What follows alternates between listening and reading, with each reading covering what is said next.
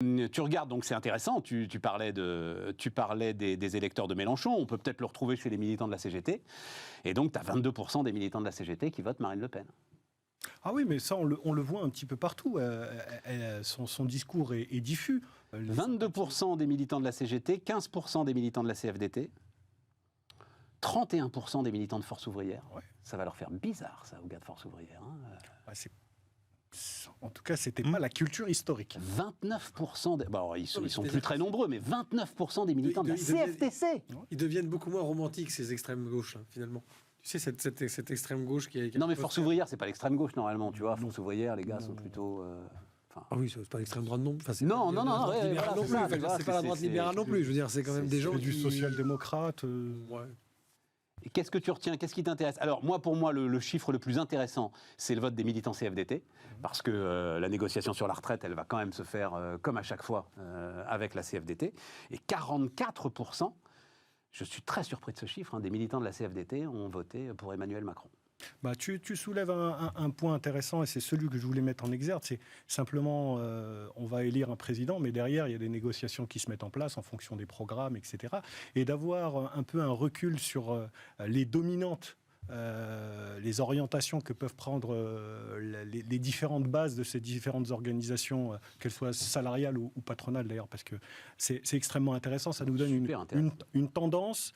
Moi, je suis surpris de voir, on vient de parler du programme de Marine Le Pen, je suis surpris de voir qu'il y a presque 30% dans les organisations patronales d'entrepreneurs qui j'ose espérer qu'ils n'ont pas lu le programme économique de Marine Le Pen, parce que c'est se tirer 2 balles dans chacun des pieds. C'est assez ouais, mais qu'est-ce que tu appelles entrepreneur? C'est ça toujours le problème, tu sais. Qu'est-ce que tu appelles parce que ça peut être le poujadisme, c'est un mouvement d'entrepreneurs, hein, que tu le veuilles ou non, dans les années 50. Il a toujours été, ces dernières années en tout cas, il était à la marge. Dans les années 50, c'est des entrepreneurs qui portent Pierre Poujade à l'Assemblée nationale avec Jean-Marie Le Pen d'ailleurs, pour le coup. À l'Assemblée, là on parle d'une présidence et on parle d'un tiers. Nombreux, c'était pour râler.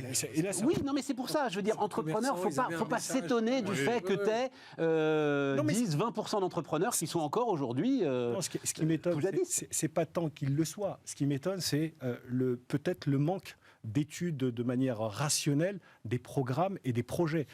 N'importe quel entrepreneur avec son compte d'exploitation qui prend le programme de Marine Le Pen et qui regarde son compte d'exploitation va tout de suite s'apercevoir où ça va bloquer.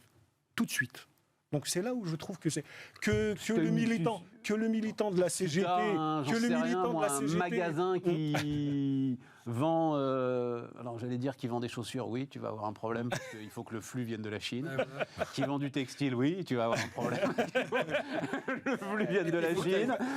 Tu ouvres ton magasin, tu mets de la lumière. Ah oui, tu vas avoir un problème parce que tu vas avoir un problème aussi. Elle propose de baisser la TVA et de manière drastique. Le premier flux financier du financement de l'action publique, le premier impôt, ça reste quand même un peu la TVA. Là, oui, elle veut la réduire sans nous expliquer réellement où est-ce qu'elle va trouver la différence. Devine où elle va trouver la différence. Oui, mais Aziz, c'est là où...